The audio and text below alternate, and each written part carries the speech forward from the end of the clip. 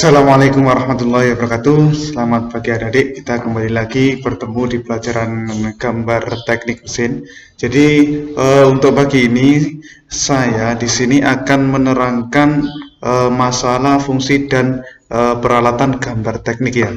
Jadi nanti kita pada pagi ini akan lebih banyak membahas tentang peralatan gambar teknik. Nah, langsung saja adik-adik untuk pagi ini. Nah, kita ini teknik materinya adalah teknik dan prinsip penggunaan alat gambar teknik. Nah, jadi nanti ya seputar alat gambar teknik materinya.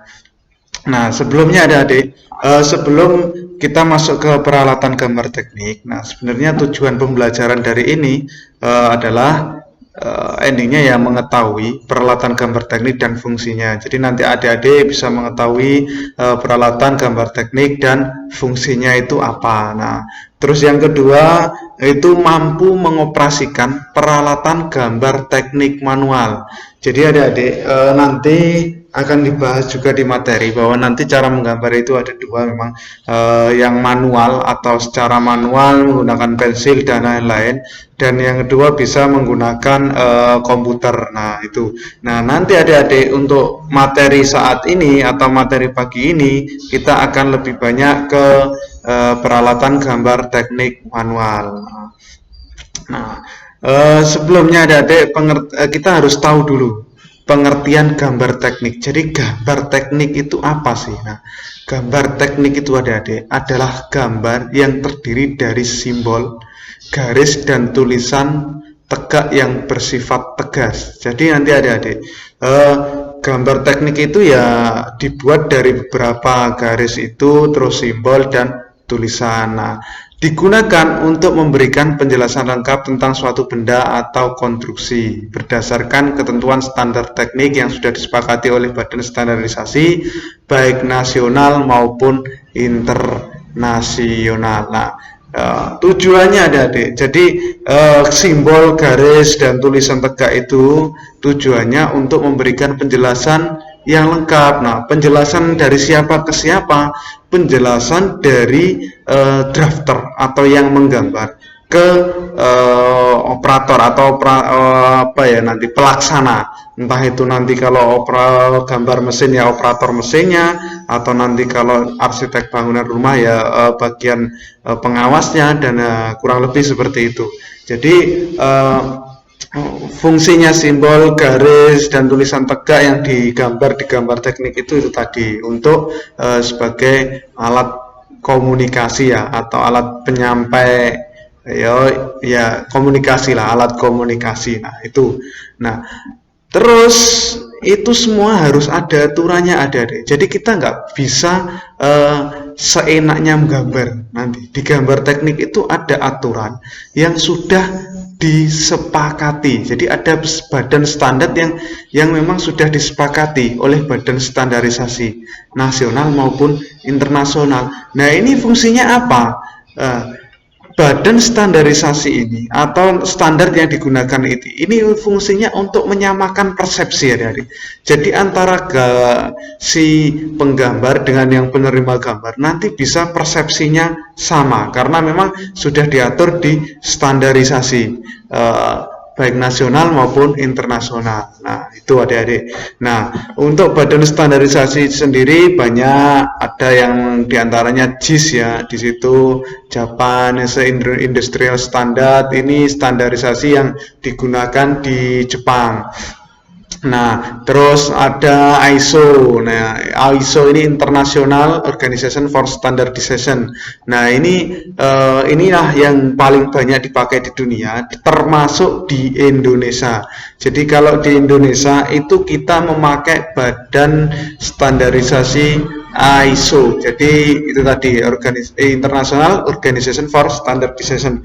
Nah, itu yang kita pakai. Jadi standar gambarnya itu ya harus standar ISO. Nah, ini seperti yang saya bilang itu tadi bahwa gambar teknik itu adik-adik bisa dibuat secara manual atau dengan alat. Nah, kalau manual seperti yang saya jelaskan tadi dengan pensil, penggaris, dan lain-lain, atau menggunakan komputer yaitu dengan software AutoCAD, ada Mastercam, ada inventor dan lain-lain. Nah, itu adik-adik pengertian gambar teknik kurang lebih seperti itu. Nah, fungsi gambar teknik. Nah, fungsi gambar teknik ini adik-adik itu adalah sebagai apa ya? Gambar yang memuat segala informasi teknis dari suatu benda. Jadi benda itu nanti adik-adik digambar dengan detail, setelah itu diserahkan ke bagian pembuatnya, entah itu nanti operator mesin maupun pengawas pengawas lapangan ya. Kalau kita lebih banyak ke operator mesin. Jadi nanti setelah gambar itu nanti jadi diserahkan ke operator mesin dan nanti dibuatlah di mesin tersebut. Nah itu untuk menerangkan data teknis gambar itu adik-adik yang mencakup diantaranya ukuran, dimensi benda, visualisasi suatu benda, material yang digunakan, alur proses pengerjaan, dan lain sebagainya. Jadi adik-adik di gambar teknik itu nanti detail, ada ukurannya. Ukurannya ini harus detail banget, terus gambarnya seperti apa. Terus nanti juga bisa diterangkan material yang digunakan bendanya itu nanti apa. Terus proses pengerjaannya, alurnya itu bagaimana. Nah, itu semuanya ada di gambar teknik. Nah, dari ukuran, dimensi, visualisasi ini itu bertujuan untuk memudahkan dalam proses pembuatan suatu benda atau proyek atau suatu konstruksi. Nah, itu adik-adik. Nah, gambar teknik biasanya ditemui pada gambar mekanikal, elektrikal, arsitek, gambar bimbing instrumen, serta masih banyak yang lainnya ya. Jadi kalau kita lebih ke mekanikal karena di mesin, kalau elektrikal itu ke elektro, arsitek itu nanti lebih ke gambar bangunan rumah dan lain-lain, terus gambar bimbing dan instrumen ini tadi perpaan. Nah, itu adik-adik. Itu untuk fungsi gambar teknik. Nah, ini kalau saya sendiri, versi saya, untuk lebih mudahnya, gambar teknik sendiri itu adalah sebagai fungsinya sebagai alat penyampai informasi atau alat komunikasi orang-orang teknik itu. Nah, kalau bisa disimpulkan seperti itu dari keterangan ini. Nah, kita masuk macam-macam peralatan gambar teknik manual. Jadi kita masuk ke materi peralatan gambar teknik manual adik-adik. Yang pertama adik-adik, ada yang namanya busur derajat. Nah, adik-adik, saya yakin adik-adik sudah banyak yang melihat, sudah banyak yang bisa menggunakan. Nah, inilah bisa adik-adik lihat gambar busur derajat. Nah, kalau memang adik-adik belum pernah melihat, nah ini contoh gambarnya busur derajat. Jadi ini di sini ada skala, ada 0, 10, 20, 30, 40. Nah, ini adalah sudut kemiringan ya, derajat sudut kemiringannya. Nah, busur derajat ini adik-adik itu untuk membagi sebuah sudut menjadi sama besar. Nah, nanti kalau untuk membuat sudut atau membagi sudut menjadi sama besar itu menggunakan ini. Busur derajat pada umumnya terbuat dari plastik atau mika bening serta dilengkapi dengan garis-garis pembagi mulai dari sudut 0 sampai 180 derajat. Namun ada pula yang dimulai dari 0 sampai 360 derajat. Nah, kalau busur ini yang yang ada di gambar 0 sampai 180 derajat adik-adik. Di sini ada 0, di yang berlawanan ada 180. Jadi nanti ini tengah-tengahnya 90 derajat. Nah, ini adik-adik, ini adalah angka-angkanya. Nah, ini juga angka-angka terbalik. Jadi bisa dari kanan ke kiri atau dari kiri ke kanan, sama saja. Itu adik-adik. Nah, untuk mengukur besar sudut menggunakan busur derajat, langkah-langkahnya berikut adik-adik ya. Tempatkan pusat busur derajat pada titik sudut yang akan diukur. Jadi adik-adik, ini bisa dilihat di mouse. Nah, tempatkan pusat titik busur. Pusat titik busur ini mana? Adik-adik, itu kalau digambar ini di A ini loh. Nah, ini pusat titik busur. Nah, A. Nah, tempatkan salah satu kaki sudut pada 0. Jadi setelah ini, nah, ini A, anggaplah ini A ya, titik sudutnya. Ini taruh di pas sudut. Nah, terus nolnya, salah satu 0 ini adik-adik luruskan dengan garis AB ataupun boleh AC. Nah, jadi setelah ini ditaruh di 0, A-nya ditaruh di 0. Nah, nolnya yang kanan atau kiri ini bisa diluruskan dengan seandainya ini kalau di contoh ini AB diluruskan dengan AB ini. Nah, dengan 0 yang sebelah yang saya tunjuk ini. Nah, nanti jadilah ketemu di sini sudutnya berapa adik-adik? 60 derajat. Jadi 0, 10, 20, 30, 40, 50, 60. Nah, seperti itu adik-adik. Kalau sudut lancip ini mesti di bawah 90 derajat. Kalau nanti sudut tumpul itu di atas 90 derajat. Jadi intinya adik-adik, saya ulangi lagi. Pertama, tempatkan pusat busur di titik sudut. Nah, setelah itu tempatkan salah satu kaki sudutnya pada 0. Nah, salah satu kaki sudut ini AC maupun AB ini ditempatkan pada 0. Nah, bacalah angka pada busur derajat yang dilalui oleh sudut yang lain. Nah, angka inilah yang melakukan perbesaran sudut. Kurang lebih seperti itu adik-adik. Nah, untuk busur derajat.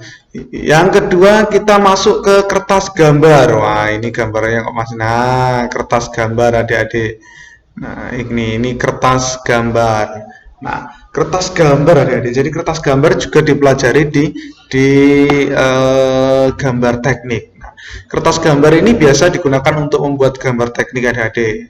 Adalah kertas gambar berwarna putih yang permukaannya tidak kasar. Nah, apabila kertas gambar kasar akan sulit menarik garis lurus dengan tinta. Jadi adik-adik, nanti kertas gambar ya memang kertas gambar halus ya, tidak kasar. Nah, itu biasanya kalau beli memang sudah ada memang yang kertas dikhususkan untuk kertas gambar.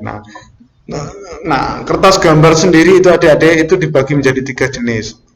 Ada kertas bagan, yaitu kertas putih tebal yang mempunyai garis horizontal dan vertikal jarak 10 mm 10 mm. Ini nanti kalau kertas bagan ini dia lebih kertasnya bergaris adik-adik. Jadi kertasnya bergaris. Jadi nanti kertasnya kotak-kotak.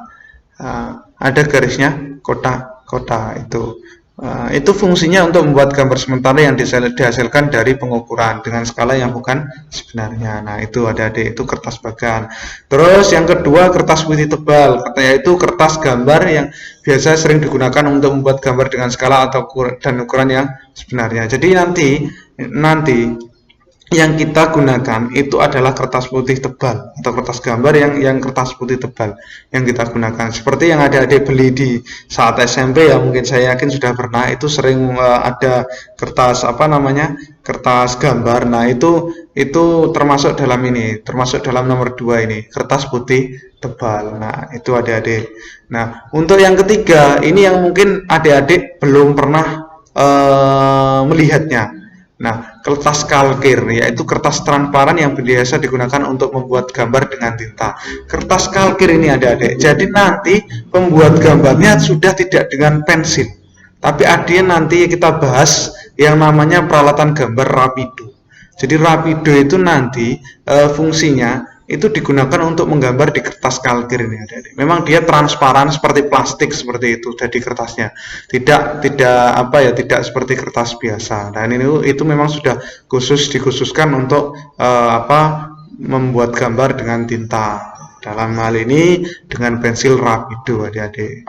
Nah, tapi sekali lagi yang paling banyak kita gunakan itu adalah kertas gambar putih tebal ini adik-adik. Nah, untuk ukuran kertas gambar. Nah, ukuran kertas gambar itu ada kalau menurut standar ISO itu ada 3. Ada tipe A, ada tipe B, ada tipe C.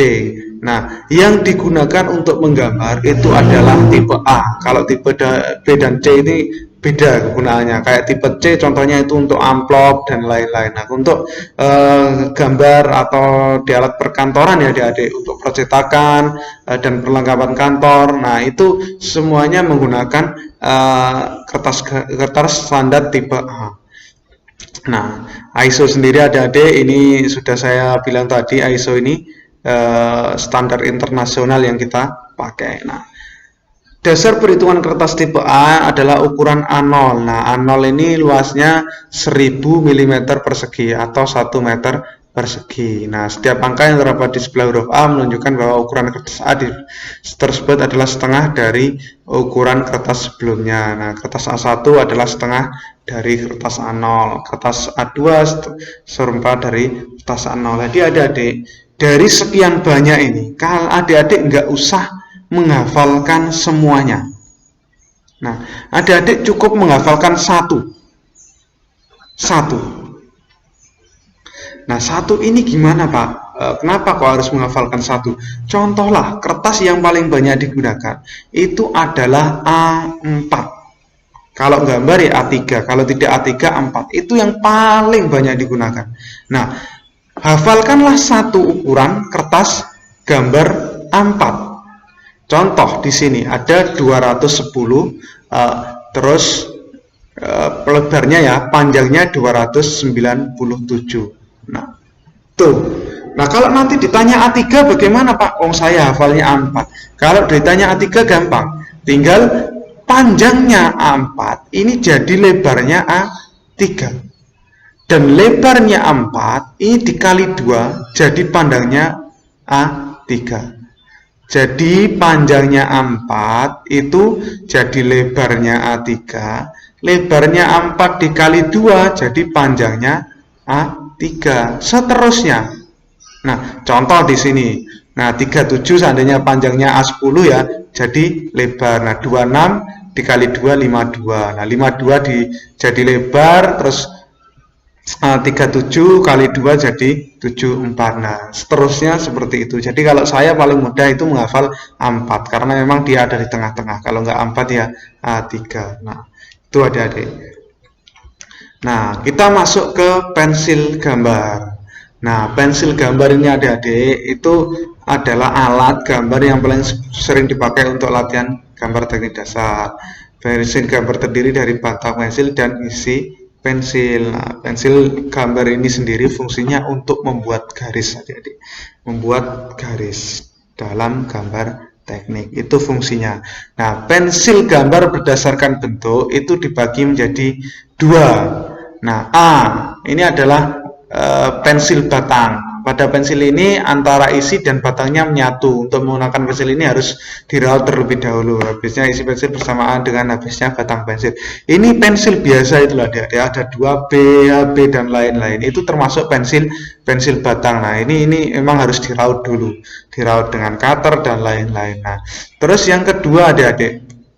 Wah ini kurang adik-adik, sorry. Yang kedua ada yang namanya pensil mekanik adik-adik. Nah, sorry ya ini kurang materinya. Ada pensil mekanik. Nah, pensil mekanik ini yang sebelah kiri ini. Kalau kalian pernah lihat yang ini cetekan kayak ballpoint tapi yang keluar kecil. Nah, itu namanya pensil mekanik adik-adik. Nah, ini pensil batang, yang sebelah kiri pensil mekanik. Nah, terus untuk berdasarkan kekerasannya ini dibagi ini ada dibedakan juga. Pensil gambar yang diproduksi di pabrik mempunyai tingkat kekerasan yang berbeda-beda. Kekerasan tersebut dilambangkan dengan huruf yang merupakan singkatan bahasa Inggris seperti F untuk firm, H untuk hard, dan B untuk black. Nah, jadi bisa adik-adik lihat untuk paling keras itu adalah 9H. Nah, 9H turun jadi 4H itu lunak. Terus ada dari 4H 3H. 3H ini masih agak keras, 2H, terus masuk ke H, F, HB dan B. Itu sudah termasuk sedang ya, HB. Jadi kalau adik-adik menggunakan pensil HB itu dia merupakan kekerasannya sedang. Nah, itu. Nah, kalau nanti biasa yang kita digunakan untuk ujian dan lain-lain itu namanya pensil 2B adik-adik. Nah, itu termasuk dalam kekerasannya termasuk lunak. Jadi semakin ke bawah itu nanti semakin lunak. Dari 7B itu tambah lunak lagi. Jadi 2B ini sudah lunak, 3B tambah lunak, 4B, 5B, 6B dan 7B semakin lunak. Nah, seperti itu. Paling keras itu H ya, 9H, paling lunak 7B. Nah, itu biasanya yang kita gunakan itu antara HB dan 2B di situ. Kita jarang menggunakan yang macam-macam. Itu untuk pensil yang berdasarkan kekerasannya adik-adik. Nah, terus untuk penggunaannya, untuk menggunakan pensil dengan kekerasan H dan 2H, di mana H digunakan untuk menggambar garis tipis dan 2H untuk menebalkan garis. Jadi Tuh, terus untuk mendapatkan garis dengan ketebalan merata dari ujung, maka kedudukan pensil batang sewaktu menarik garis lurus dimiringkan 60 derajat adik-adik. Jadi saat menggunakan pensil batang atau pensil biasa yang harus diraut, ini sudutnya 60 derajat adik-adik. Nah, terus gimana Pak? Ya dikira-kira 60 derajat. Nah, itu.